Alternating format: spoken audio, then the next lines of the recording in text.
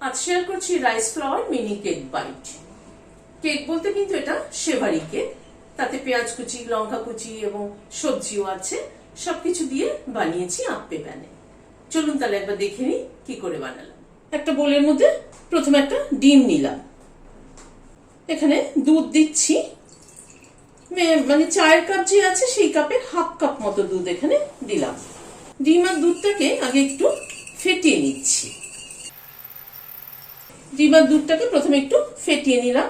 1 চামচ ঘি নিয়েছি, ঘিটা দিয়ে দিলাম। 1 পিঞ্চ নুন দিলাম, হাফ চামচ গুঁড়ো চিনি দিলাম। সবকিছুকে একবার আরেকটু ফেটিয়ে নিচ্ছি। সুজি দিলাম 2 টেবিল চামচ, চালের গুঁড়ো দিলাম 1/3 কাপ, ওজনে হলো 75 গ্রাম। চালের গুঁড়ো সুজিটাকে মিশিয়ে নিচ্ছি।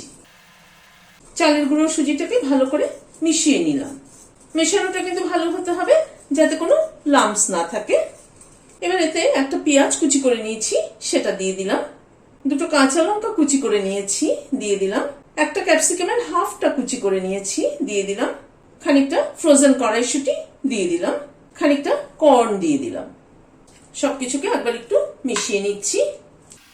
খুব চটজলদি তৈরি হয়ে যায়, বাচ্চাদের স্কুলে টিফিনে দিতে পারেন বা সকালে ব্রেকফাস্টেও কিন্তু এভাবে বানিয়ে খেতে পারেন।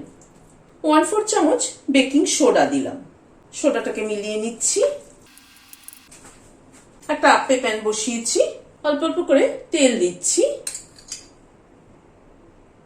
এবার অল্প অল্প করে ব্যাটার দিয়ে দিচ্ছি।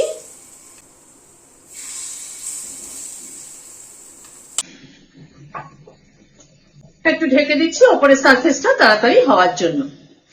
মিনিট 3-4 মতো ঢাকা ছিল, ঢাকাটা খুলছি, উল্টে দিচ্ছি।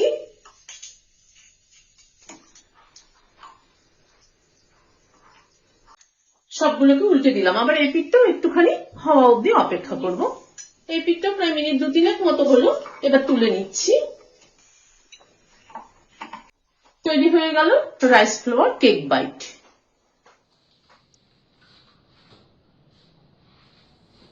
ভিডিওটা যদি ভালো লেগে থাকে তাহলে একটা লাইক এবং সাবস্ক্রাইব করার অনুরোধ রইল। আজ তাহলে এখানে শেষ করছি। নমস্কার।